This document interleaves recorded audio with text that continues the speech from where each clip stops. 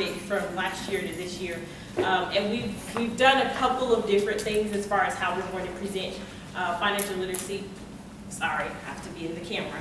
Financial literacy, I'm going to take off my glasses, to the campus. And so we have a variety of ways that you can do that, but I decided to step aside and bring you an expert, because I'm definitely not an expert on this subject. But if I have not gotten to you, we are going to, if you want to know the enrollment of your class, if you have not been tracking, I know a lot of people do track their enrollment. So 12 is the threshold. That's the number that we like to have, where I don't cancel your class and like, I'm so sorry, you will teach another time. So I think most of you are either at that point or almost at that point. And so if you're not, there's some things that we can do, we can discuss. We have 3 more summer welcomes. We have, well, for freshmen, we have 6 summer welcomes, but 3 more for freshmen. 2 of them are next week. So that's definitely a chance to, especially if your class is not involved in a block course. If you are involved in a block and you don't know that you're in a block, I can let you know that. And I can send you who your classes are connected. A lot of you'll hear people say block, bundle, learning community. They're calling it a lot of different things. The term we like to use with the students to be consistent is block. It's the 20 students that are in your class, hopefully 20, are also connected to another course, 2 to 3 other courses on campus. So they could be an APSU 1000, English, history, comm, AP, whatever. So the benefit of that is that, you know, if you're looking for a student, you can just look at their schedule and you know what other classes they're in. The thing that I like to know is that if they're skipping my class, are they just don't like me, or are they skipping everything? So, you know, if you're trying to track down a student or whatever the case may be, if people like to partner on a class project or whatever, we have a lot of new, exciting kind of things going on orientation weekend that I'll give you a little teaser after Donna is finished. So, without further ado, it's Donna Jean Price. That's me, thank you. Well, I think I know a lot of you all here. I appreciate you coming to this session. It's sort of very important to me personally and to our office, and I really appreciate actually including this information, and I hope that if it's not already very important to you, that it will be after we talk a little bit this afternoon. Financial literacy, it's kind of it's not really new in terms of using this for college students. I would say probably around 2009 or so, the Department of Ed and others started having a lot of discussion about why this matters at a college level. And of course you guys can read the slide and you'll have this, but you know, these are sources, research sources that I have researched, and you know, that's not just my personal opinion, but it's considered, the lack of financial literacy for our younger adults is considered to have greatly contributed to our nation's financial crisis. And you know, some kids just have not grown up with being educated on this. You know, I grew up, fortunately, in a family that, you know, they didn't sit down and have formal lectures, but they talked about not borrowing money. Or, for example, I had an 8th grade math teacher. Her name was Frances Winters, and she was tough. We had a 6-week course in money and banking. This was in the 8th grade. And Mrs. Winters was, she always had a Bible on her desk. And so during the session of money and banking, we would come in, and every morning we would have to recite this with her. She would hold up her Bible, because that was the most important thing.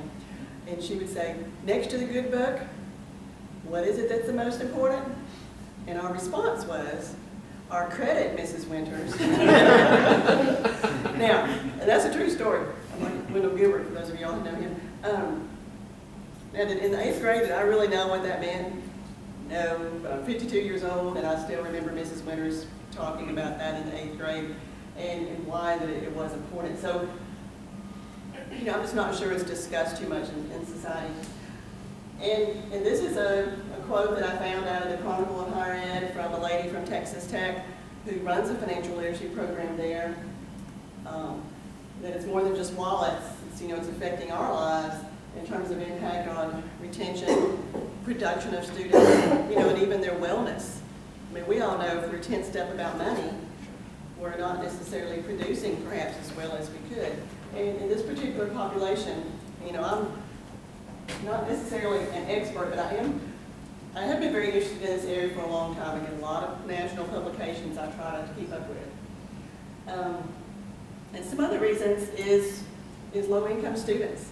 They are particularly less likely to have experience on basic personal finance or debt management. They come in, they qualify for a lot of money with financial aid. They will take out a lot of loans.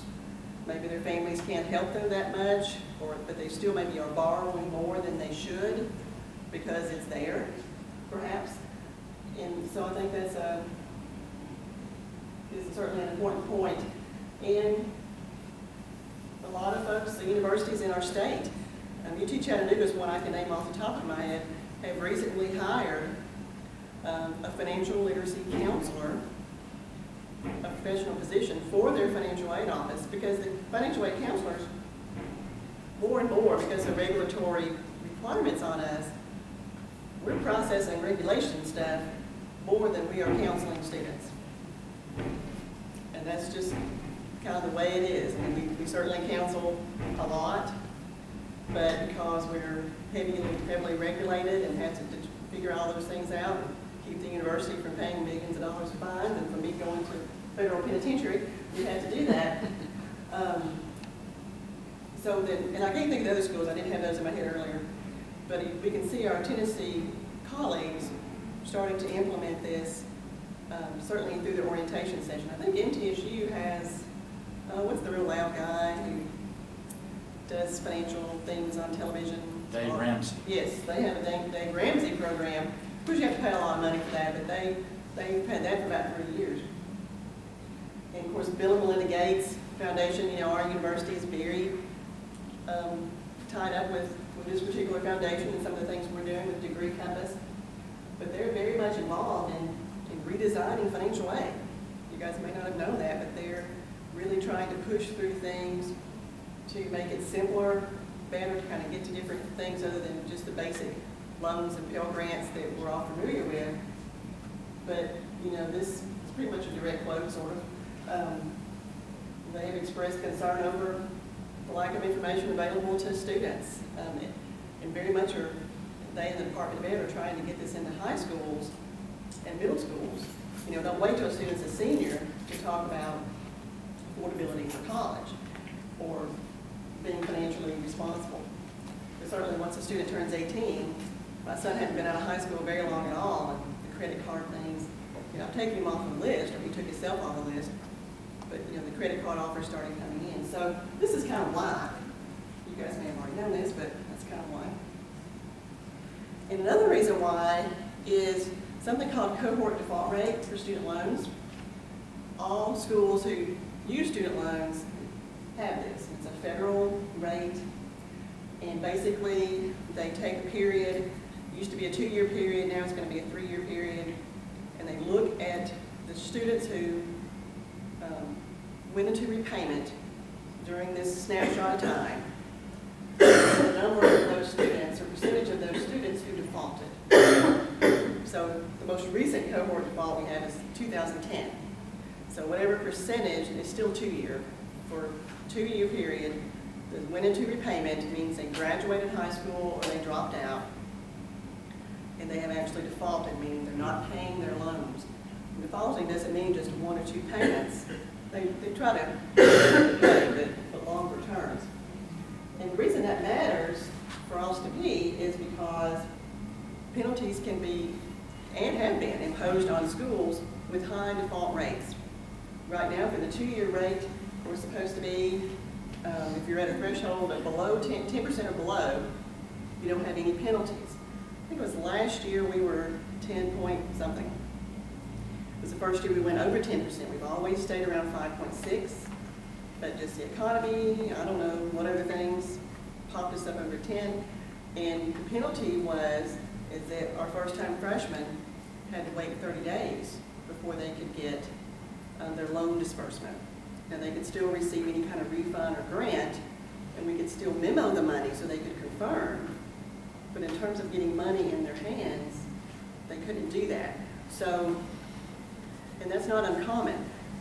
It's been uncommon for us to be. It certainly got my attention, to say the least. So right now, this coming year, we don't have that penalty, but just barely. We're at 9.9. So, but this is how we measure up against our colleagues. Now, this doesn't make Austin P a bad school. It doesn't mean that we're doing something wrong, or the financial aid office is doing something wrong. But it does, I feel certainly obligated to bring it to the attention of the university, not just you all, but my boss, her boss, of where we stand, and that we've got to get a handle on this. Now, some schools purchase third-party services to help to manage and, and to communicate. The feds have really put a lot of this responsibility on the school. But truthfully, so we've got to come up with ways to share this. It's really a school problem, university, not just a financial aid problem. Ways to get students a little more educated earlier than later, so that maybe they will be responsible payers of their student loans.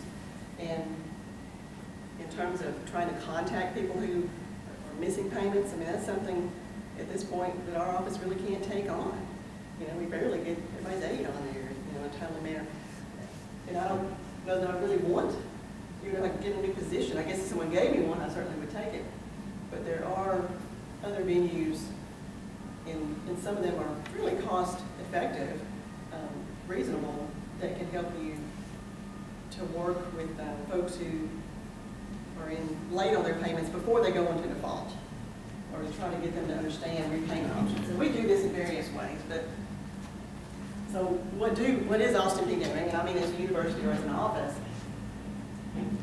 we have been committed for more than just now, I said last 3 or 4 years, to making sure that loan debt information is included in all correspondence, so that it's not just something students perfunctorily accept their loans without really knowing what the implications are.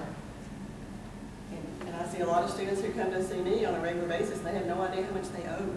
Now, I don't understand that, but that's reality. They really don't know that. And so these are some things that we're doing. We have grad finale, which is an exit process as they're leaving school, just to remind them. Now, they're getting correspondence from the feds, but to remind them you're going to have to pay your students' loans back in 6 months after you graduate. And that's all good, but we need to educate them before. I mean, at that point, they've already gotten the debt. So if we can educate them a little bit earlier, I'm hoping that will help. We have financial ATV, which I'll show you what that is in just a moment. And we do have utilized some free tools from TSAC, our state agency TSAC, to help to identify who our defaulters are. What students are they? Are they adult defaulters? Are they students who go a year to school and drop out? And so that's kind of helpful if we can sort of drill down to who are our primary demographic for Austin P that's actually defaulting on the loans. And of course, we present all over the place every chance we get. So that's kind of what we're doing in a nutshell. And then this new initiative with Financial Literacy 101, I had another product that I was actually going to suggest for this purpose, but I found this one recently, and I'm really glad I did. So, and it does have a cost associated with it that my office, maybe Dr. Barnes, will pay. It's not very expensive, but I really like it. And I think as instructors, it's something that will not be burdensome for you. And I know that that's really important, because I've not taught an APSU 1000 class, but I know that it's a lot of work and you have a lot of responsibility, so I don't want to make that harder. But it's an e-learning platform. It's very easy for the students to access it. We'll go into that in a few moments. It's really interactive with them. I've gone through, it's got lots of modules. I'm looking at just picking a couple, and then you all can decide if you wanted to do something else. But I did go through the ones I like the best, and it has a video, or it has pictures, or it has just words. It mixes it up to where, anytime you're talking about money, sometimes it's a little boring, and I guess they can fast forward it and not listen to anything, but we hope that maybe they will do that. I don't know if we can tell if they do that or not. Yeah, once they understand that the login is easy, they'll have an access code, the instructor will have an access code, and it's really just a one-time thing. Again, I haven't taught a course, and I'm not a professor, But I'm hoping that there'll be maybe just 1 or 2 class assignments. Maybe there's a filler time, or you can go ahead and make it a part of your syllabus would be awesome, to where that they actually do these assignments. And these are the 2 modules that I'm recommending. However, you will have an option to add anything else you want to. And the students, once they're in there, and they scroll down and they see a module maybe on selecting a bank. You know, I didn't necessarily think that you might want to take your class time up on that, but a student might then see, maybe they'll do their assignments, they might see some of the other modules and have an interest in that. I'll show you the master control panel that the administrators have, and I want to work really closely with Ashley and Jessica on, in case you guys have questions, and before course time begins, I'll have something more detailed than just the presentation. This is just sort of an intro. And there may be a way to link it to D2L. I've got to talk with my rep so that you can sort of see the grades or the percentage of their completion. They definitely connect to their student information systems. And they have with Banner. I did not specifically ask them about D2L until I actually mentioned that possibility to me. Worst case scenario, there's lots of reporting options where you can pull it in an Excel sheet. So I hope to have a little bit more of that kind of detail figured out long before you actually start your classes. So, go into the side here, I hope.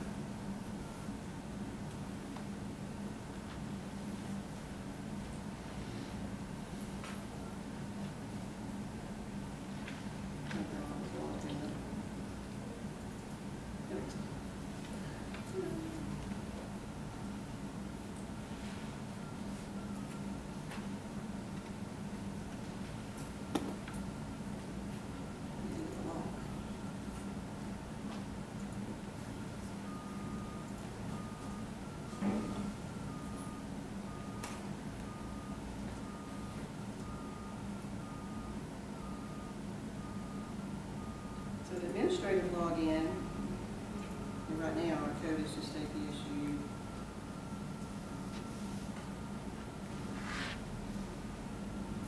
So hopefully you can see here, this is just kind of what the control panel looks like. I'll show you how you can view your students. There's a course administration. Some of these things you probably will never use in a million years, but I think there's an instructor guide, which you may not need it. I'm providing you with the instructions that you need, but it might help with that. If I wanted to view my students, let's click on that and you'll see where I've been sticking myself, my kids in here. You know, there's me, I was just messing around, but I only got 80%. I was going through it kind of fast.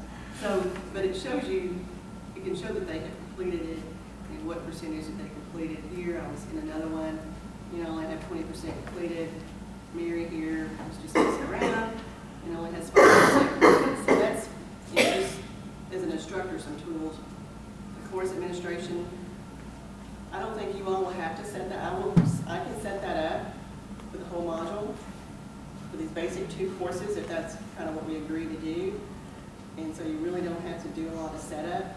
And then but if you choose to, you could go in there and say, well, I think this is what I'd really like you to do also, or the students can. So now this top course, I'm about to remove that. I just didn't know how last night. But these 2 courses, you know, are really what there as a student are going to see. Are you going to show us a little bit of what the course looks like now? Yeah, sure. I just wanted to show you the master thing there first.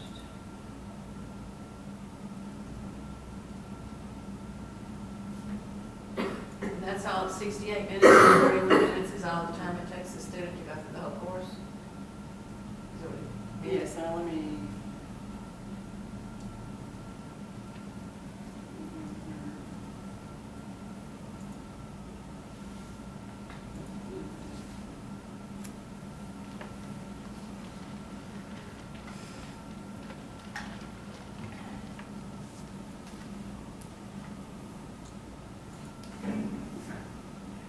Yes, and it will show them exactly how long it has. So here's Mary. This is Mary's money. And it will have the assignments that they have. College and Financial Literacy 101. And all that Mary has to do is go over here and click launch. And now, each course, the one course is 68 minutes and the other one is, that's for them to read and answer the basic questions. So I'll just show you a little bit here. Knows that college is a great investment. In fact, according to the College Board, adults with a college degree earn, on average, about $1 million more over their lifetimes than those with only a high school diploma. Sure, we all know about the gazillionaires who never went to college or who dropped out, but those stories are few and far between. A college degree maximizes your chances of being successful. It gives you choices you wouldn't have without an education. And it opens up new doors you never knew about. Have you ever applied for a job? Doesn't the application always ask about the level of education you completed? Sure it does. And the reason is that employers value a college education. They know that it provides a potential employee with the ability to use reason, not just do a particular task. That's what you get when you get a college degree, a complete education and the ability to apply it to real-life situations. Is going to college expensive? You bet it is. Today, the cost of simply obtaining a college degree. Assuming they can do this too, since I can. We all agree that college is expensive. Dollars, yes, billions with a B, are outright grants. You don't have to pay back. You don't work for it. And you don't have to be poor or be a super whiz or star quarterback to get it. The first thing we'll cover is the actual cost of attend. We all know there is tuition, fees, room and board, books, etc. So we'll spend a little time going through the costs, through how need analysis works from out of pocket, because the school will provide more financial aid, get loans to pay for those costs. That a college education isn't firm ramifications of borrowing. Finally, we'll go through the process of applying, being awarded, and choosing the right college with all the facts at your disposal. And after you go through this course, you'll know that you'll be in the best position possible to choose the college program you most want to attend without thinking only about money. Let's get started. They're going to make any notes, but they could. And also, there's always a fact sheet that they could print out, or that you could print out if you want to. So we continue, and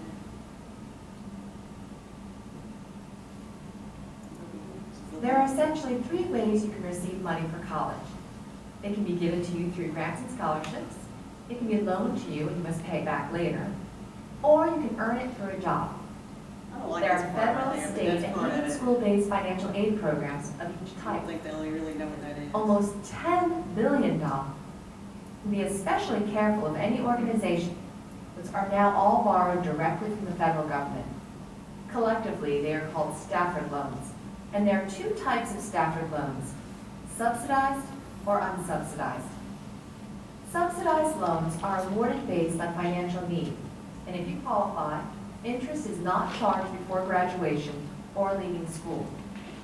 Unsubsidized loans are not need-based, and interest is charged from the time you receive the money until it is paid in full. With unsubsidized loans, you can usually defer any payments while you're in school, but the interest will continue to accrue, so when you do start repayment, you will owe significantly more than what you originally borrowed. Clearly then, if you qualify, subsidized loans could save you thousands of dollars in interest over the life of the loan. Private loans are becoming more and more common since there are limits to the amount students can borrow from the federal government.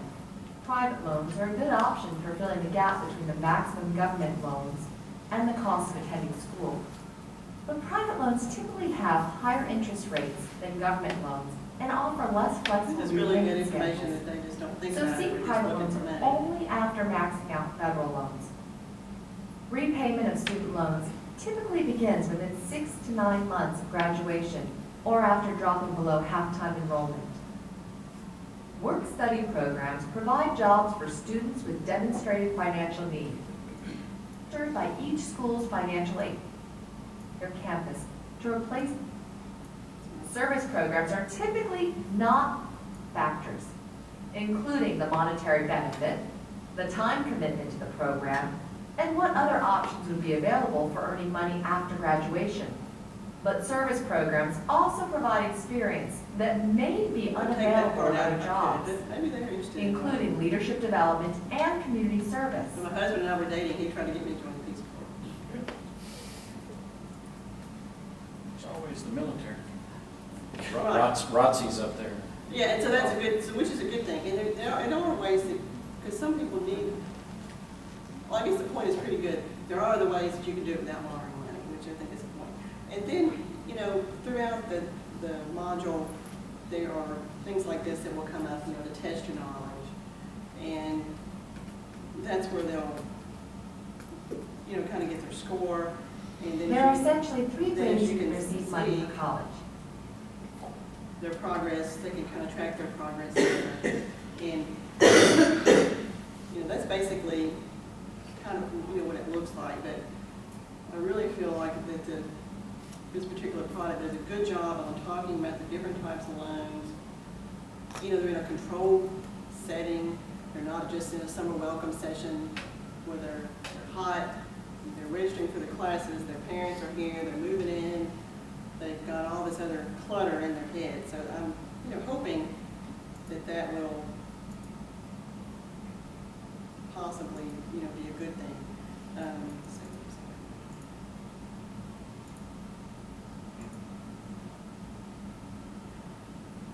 And this is where I had said that we, you know, we will put together something with screenshots where you don't have to go and do a lot of digging around, although I have found it.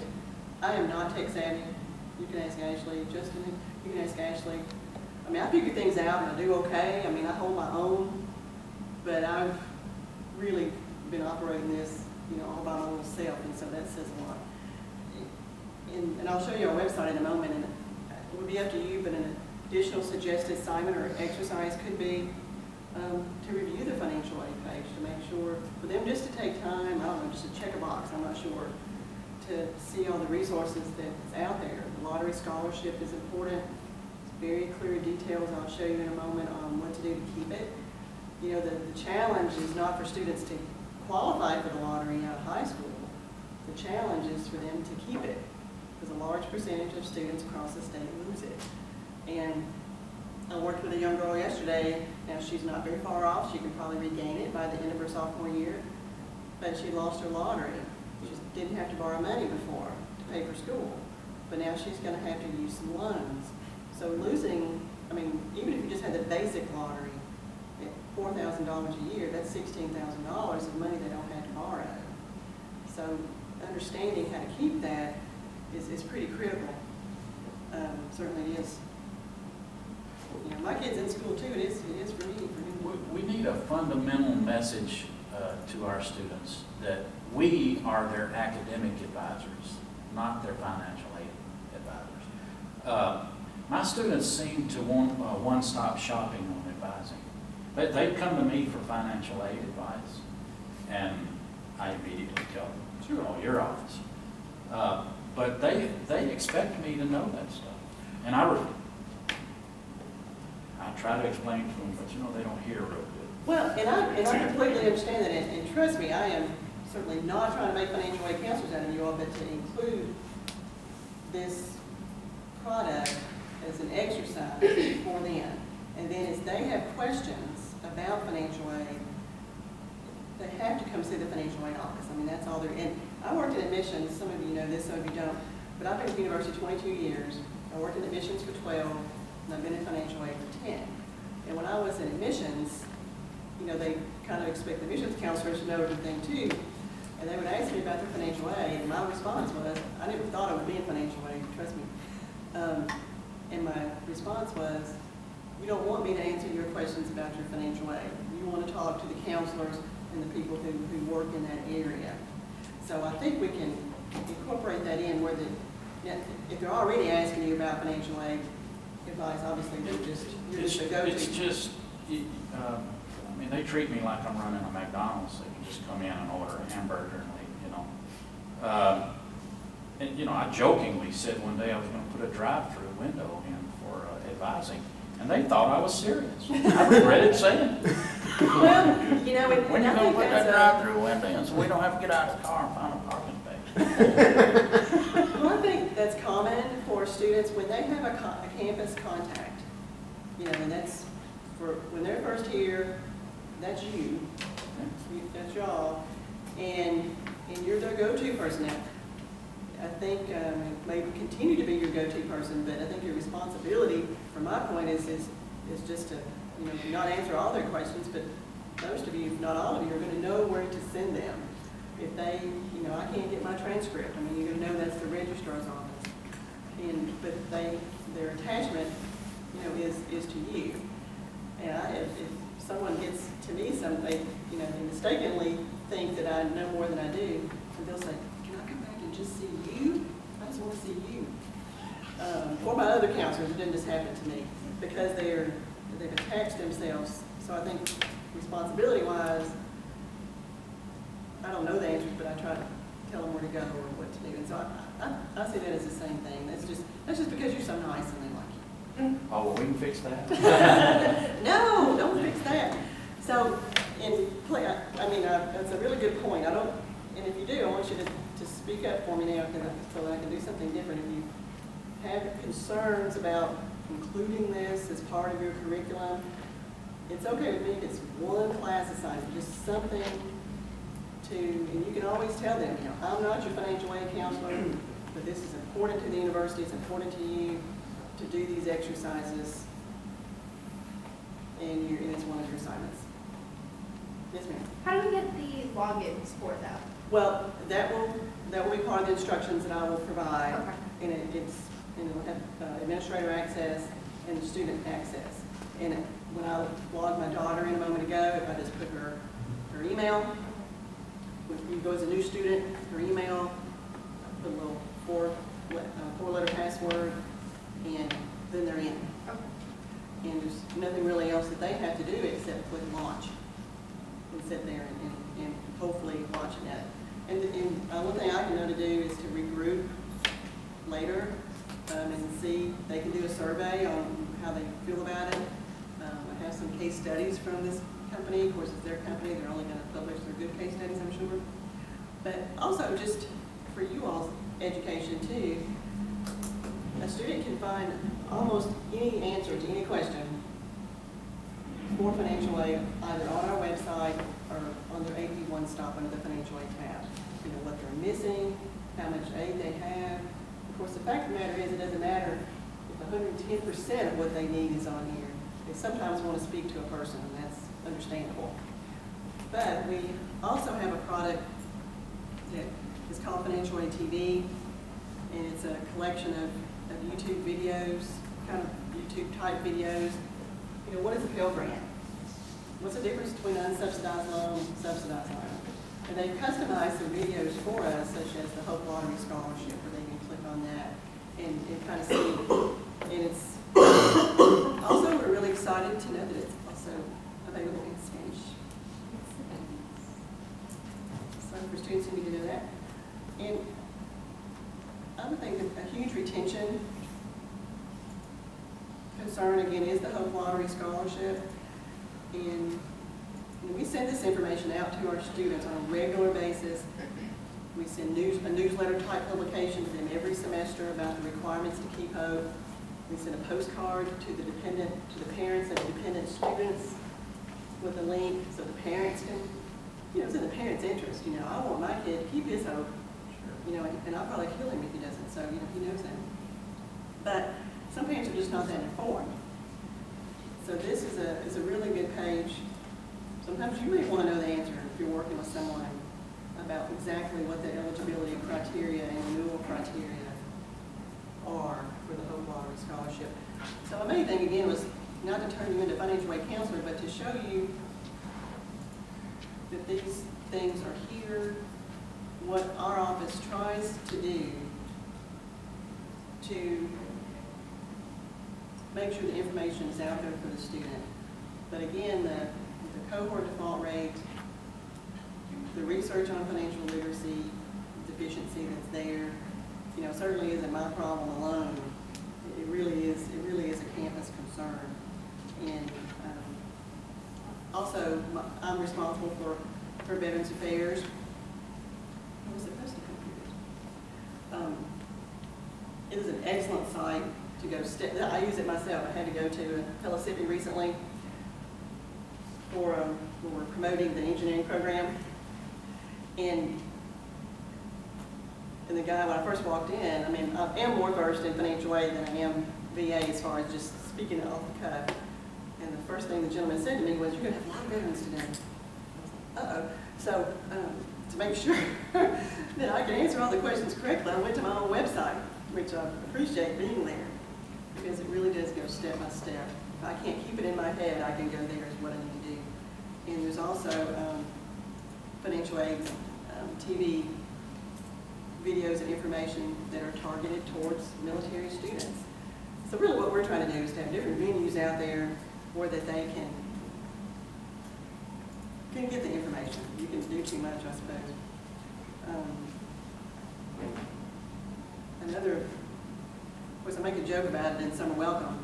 I pull up the student aid site, which the feds, I will say, has done a really good job with this. Sometimes they get on my nerves, but they've done a really good job with this. And we use their resources. There's no sense in reinventing the wheel. And I always show them the site where they can get the questions answered too, but,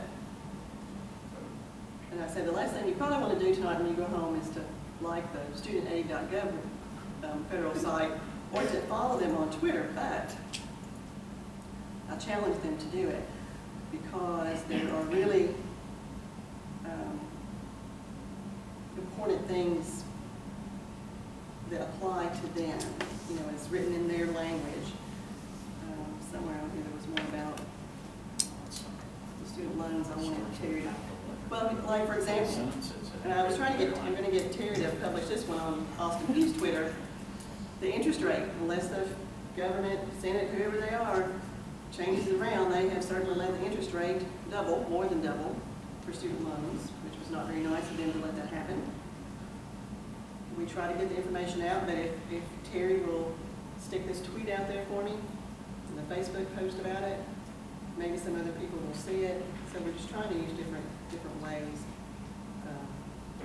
to communicate with our students there. So that's really my thing in a nutshell. Questions or concerns or? Yes, ma'am.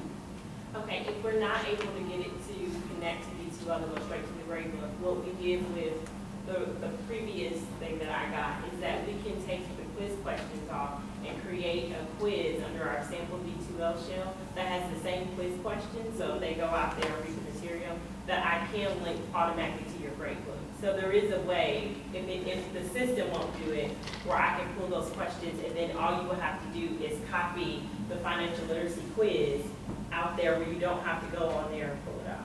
And that's what we did previously, and it was easier. So, and then, you know, to help my class, I had an extra day, I was ahead of schedule. And we kind of made a game out of it. They had to go and guess what the answers were, but those were the actual quiz questions.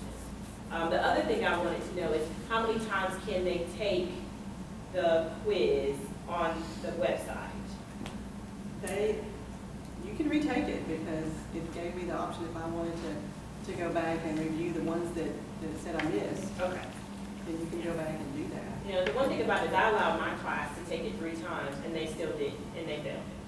After we played the game, after we did, you know, and I ended up giving them like 16 questions. It was like 40 questions, and I gave them 16 questions. And at the end, I said, after all that, those were the answers to your quiz. And they were like, oh my God. So they went and took it, and they still failed the quiz. So I don't know if, you know, and like when I created the quiz, I mean, I didn't pick the hardest questions because some of them, if I couldn't answer them about credit, I know they couldn't answer them about credit. So I tried to do like 5 or 6 questions out of each category. I did 5 or 6 questions about loans, 5 or 6 questions about basic financial aid, about what is a scholarship versus a loan, you know, just general questions. I only had, I think, like 2 or 3 questions on credit because that really makes me nervous, so I don't really talk about credit a whole lot in my class because it just varies. but just really general things. And they did not do well on it, I'm not even gonna lie. I was very disappointed after I did the whole game and everything. But, so I don't know, I mean, and I don't talk a whole lot about it. It was like, it's the same video kind of structure, and they can go through, and it was on D2L. But, so this one seems to be a little bit more in depth than the one that we used before. And I think I can control it, I can control the master panel, and I just felt like it was much more user-friendly, and the other one, like if you pick module 5 and 6, it kept returning back to modules 2 and 3. Right. So you didn't really go through the whole thing. Yeah. I don't know. There's just some things I didn't really like about it. And I think with this, that it may help. I mean, unfortunately, something I always talk about in orientation, summer welcome, is the student population, and they always look at me like, really? But they are the highest victims, the most common victims for identity theft of anybody. Because they don't necessarily have good credit, they don't have bad credit. And so they are the most at-risk, I think is what I mean to say, at-risk population for identity theft. And this module, covers that a little bit, how to protect yourself. They don't necessarily think about leaving their stuff laying around. They're naive about it. And did I ever think I'd be standing up as a higher ed professional in front of higher ed instructors saying we need to teach them some of this stuff? No, but I do think that's where we are, and the research points to retention and student success. And I think that's something you all care about too. I think we can make it pretty simple. There's also, I know Donna's office does, they can't go to every APSU 1000 class. Am I in trouble? I'm supposed to be in front of the camera, I'm sorry. Jessica, yell at me. But they do go out like 3 or 4 times a semester and do presentations for different offices. So I will send that out. They send me a list. So if you're like, oh, this is great, I'm gonna be absent. You need to do one on September 16th. I'm gonna be absent on that day. Let me just send my class to go look at this presentation. So that's another way that they can hear. And so because we do have about 70 sections of APSU 1000, so they can't go to everybody's class, but we try to do them like lunch times or in the evening and a variety of different times if you want. That's another way that if you don't feel comfortable talking about it in front of class. And I also do a budget thing where a part of their career paper that everyone has to do, I tell them to look up the average beginning entry-level salary, because they all think they're going to make $70,000 when they graduate, and that's not realistic. So I give them some plug-in things. I let them choose if they want a used car versus a non-used car, and so they have to create a budget basically off of their salary. And that's also very interesting, because a lot of times they'll say, well, I'm changing my major because I'm not going to have any money left. And I was like, welcome to the real world. That happens. This is called you eat ramen noodles for the last week until you get your check. Imagine getting paid once a month. So, that whole deal. And so we talk about that a little bit. So it's just another way to kind of talk about budget, and that's still considered money management and financial literacy. So we just didn't want you to be pigeonholed on one type of way, but we wanted to provide you resources the way that you wanted to talk about that. I know the Federal Credit Union and U.S. Bank has offered to come in and talk to classes as well. So there's other resources that if you want someone to specifically come into your class, and I know they do a credit seminar on campus.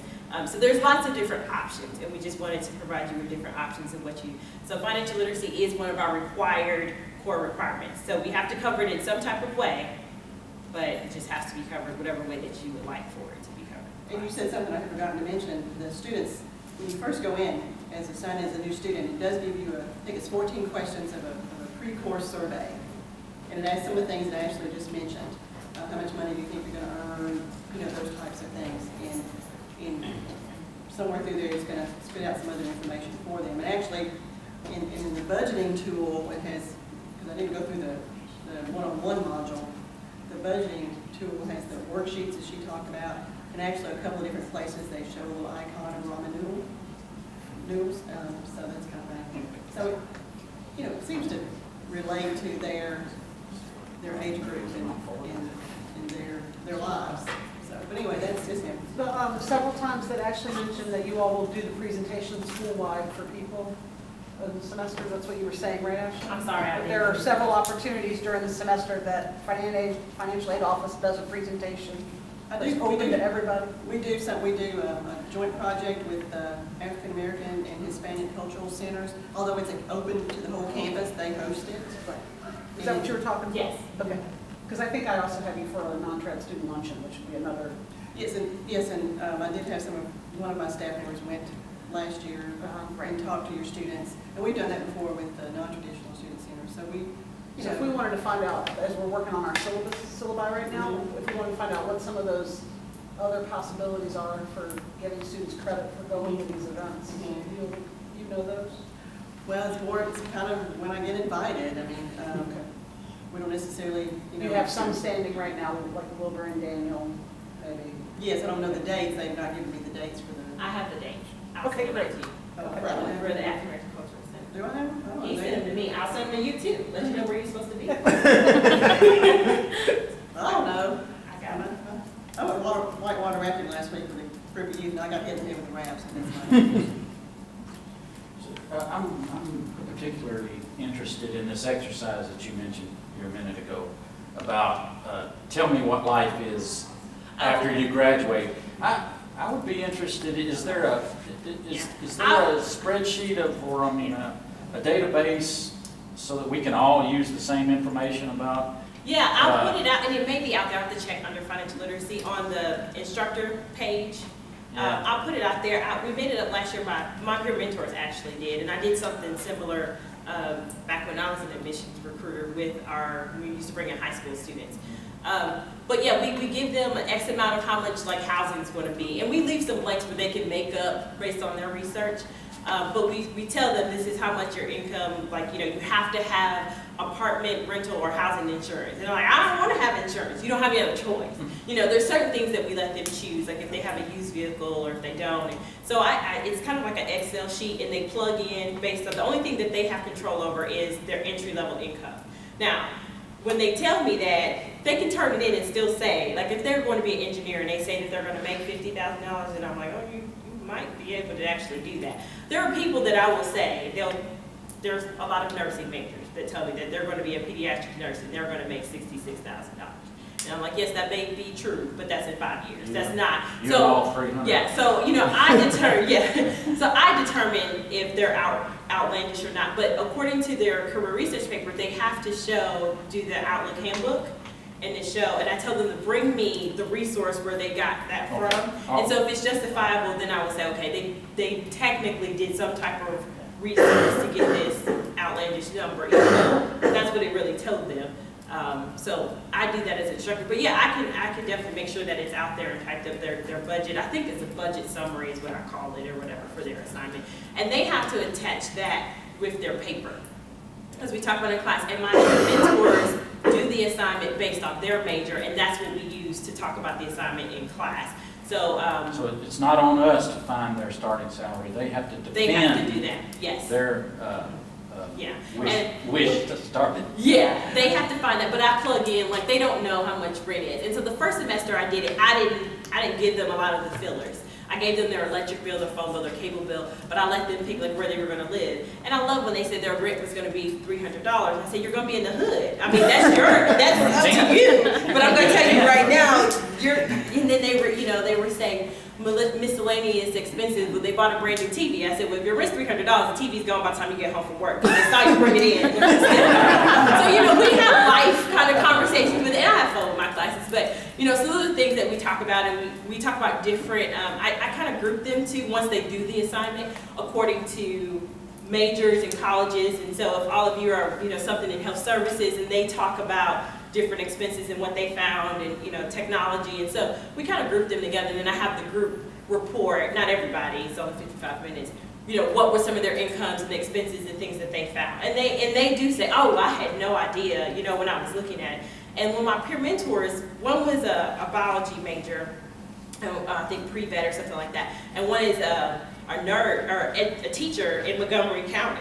And we pulled up where she pulled her resource that showed the first year how much she was going to make. And I know I was standing up there like, oh my God, Taylor, like, you're not going to make no money, And so they pulled their resource. They have to show where they found to defend and where you can go, and different places you can go to actually find credible entry level. That was the thing, because they were not entry level salaries what they initially thought. So, Well, and even the average salary is right. misleading. You Yeah, know, and when we you also look talk at about the my career economy. across universities, average salary is like $50,000, but they're aggregating every northeastern university that, you know, and Right. every university that costs And, $40,000. and there are some people that say, well, I'm not going to live in Clarksville, I'm going to live in Illinois, and the cost of living is different. And we talk about that, we talk about cost of living, and so you may make $70,000 in California, but how much is that is going to go to cost of living? So those are just kind of conversations that we have with the budget, and that's actually turned out to be a really valuable, and I can connect it back to an assignment that they already have to turn in,